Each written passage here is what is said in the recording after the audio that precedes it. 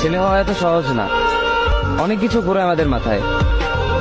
সব তো তোমার বইলা বোঝানো যাবে না, তারপরও কিছু বলি শোনো। আমরা ছেলেরা বউর সামনে মার সাথে ভালো করে কথা বললে মার আঁচলে থাকা সন্তান, আবার মার সামনে বউর সাথে ভালো করে কথা বললে বউর গোলাম।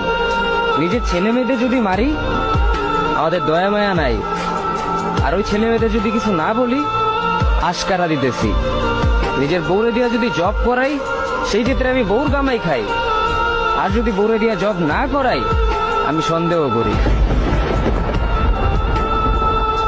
সারাদিন ঘরের বাইরে থাকলে আমরা ভাদাইম্মা, আর যদি ঘরের ভিতরে থাকি তাহলে বেকার, কাজ কাম নাই। আর এই তোমাদের মেয়েদের গায়ে যদি আমরা ভুলেও টাচ করি না আমরা নির্যাতক, আর যদি তোমরা মেয়েরা আমাদের গায়ে হাত তুলো আমরা কাপুরুষ।